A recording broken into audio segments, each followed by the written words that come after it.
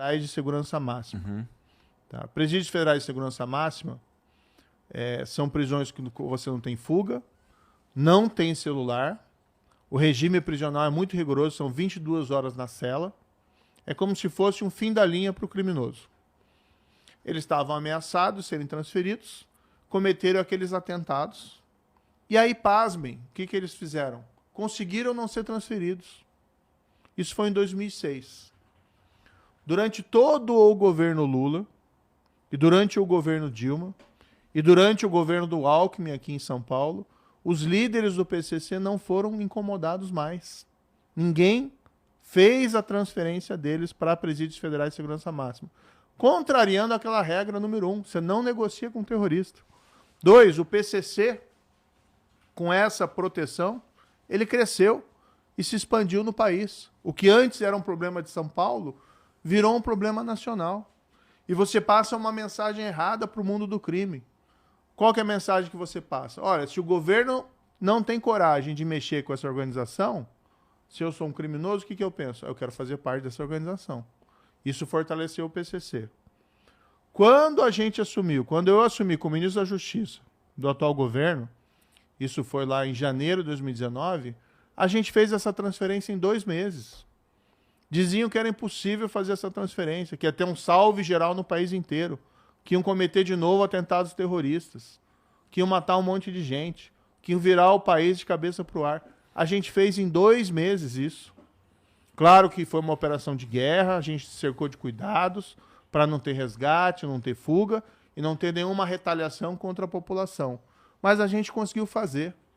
O que o PT, os governos do PT e o governo do Alckmin não conseguem explicar, e o Lula foi perguntado no debate, por que eles não fizeram as transferências dos líderes do PCC para presídios federais de segurança máxima. Eu já fui, Igor, juiz, corregedor de presídio federal. O primeiro que foi criado no país, em 2006, lá em Catanduvas, uma cidade do interior do Paraná. Eu fui um dos primeiros juízes corregedores lá. E eu visitei os presídios, falava com gente como Elias Maluco, Marcinho VP, Fernandinho Beiramar, os piores criminosos do país, salvo as lideranças do PCC. E a gente via que era inexplicável. Por que as lideranças da principal organização criminosa do país não eram transferidos para presídios federais? Qual que era a explicação? Nenhuma. Ou seja, houve uma acomodação. Não estou dizendo aqui que tem uma relação carnal entre PC e PCC, mas essa política do PT, dos governos do PT, de serem frouxos com a criminalidade organizada, isso é verdadeiro, isso aconteceu. E não conseguem também responder. A gente fez em 2 meses, em fevereiro de 2019, eu como ministro da Justiça, a gente fez essa transferência.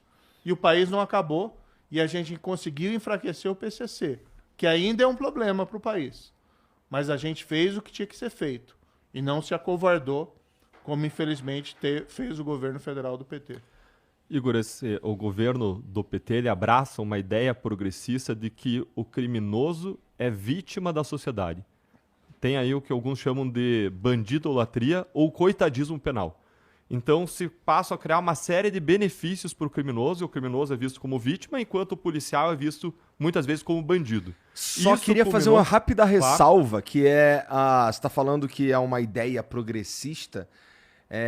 Cara, eu não sei se eu concordo com essa atribuição, porque tem coisa legal também nas ideias progressistas, assim. E eu não sei se isso daí tem a ver com progressistas ou se tem a ver com gente que realmente pensa assim. Certo. Tá ligado? Isso é bem típico da esquerda e das políticas criminais do PT no país. Quando você olha, por exemplo, o decreto de 2010 de indulto do Lula, eles tinham uma prática de fazer decretos de indulto natalino, em que perdoavam uma parte da pena dos criminosos.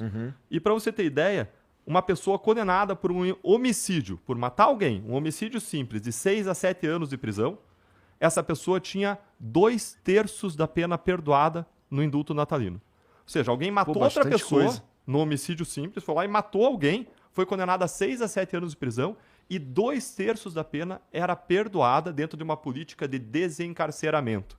E quando assumiu o governo Bolsonaro, com o Sérgio Moro, eles acabaram com essa história desse indulto para presos em geral. E no caso do governo Dilma, no final do governo dela, no decreto de 2015, ela perdoou um percentual da pena dos corruptos que você não vai acreditar. E eu não vou contar aqui, eu vou postar lá no meu Instagram agora, para quem quiser ver o tamanho do percentual da pena dos corruptos que foi perdoada pelo governo Dilma no final de 2015. É absurdo, você não vai acreditar. Você tinha uma jogada. Isso daí é não vim preparado para isso. Não vim preparado para isso. Mas vou te dizer uma coisa aqui.